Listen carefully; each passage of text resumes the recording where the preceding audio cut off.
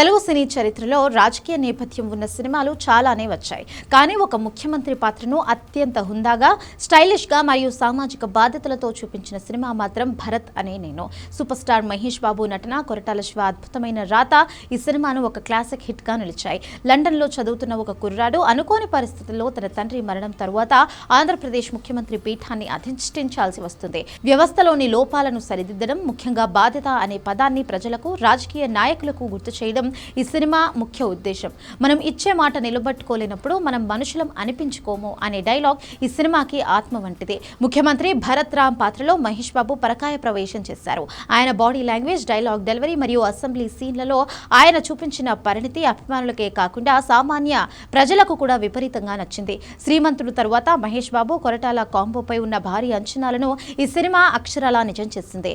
కొరటాల శివ కేవలం commercial elements మాత్రమే కాకుండా ట్రాఫిక్ రూల్స్, విద్య, గ్రామ స్వరాజ్యం వంటి సామాజిక అంశాలను కథలో భాగం చేసి తీరు అద్భుతం. రాక్ స్టార్ దేవిశ్రీ ప్రసాద్ అందించిన పాటలు మరియు బ్యాక్గ్రౌండ్ స్కోర్ సినిమాను మరో లెవెల్కి తీసుకెళ్లాయి. టైటిల్ సాంగ్ భరత్ అనే నేను ఇప్పటికీ గూస్ బంప్స్ తెప్పిస్తుంది.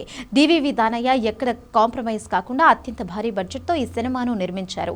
నేటికి ఈ సినిమా విడుదల 8 ఏళ్లు పూర్తయిన సందర్భంగా నెటిజన్లు మరియు మహేష్ బాబు ఫ్యాన్స్ సోషల్ మీడియాలో 8 years ఆఫ్ భరత్ అనే నేను అనే హ్యాష్ ట్యాగ్ ను ట్రెండ్ చేస్తున్నారు. డివివి మూవీ షేర్ చేసిన పోస్టర్లో నాయకుడు అవసరం లేని సమాజం నిర్మించడమే అసలైన నాయకత్వం అనే అర్థం వచ్చేలా ఉన్న క్యాప్షన్ ఆకట్టుకుంటోంది. కేవలం బాక్సాఫీస్ వద్ద కలెక్షన్ల వర్షం కురిపించడమే కాకుండా సామాజిక మార్పు గురించి ఆలోచింపజేసిన సినిమా భరత్ అనే నేను.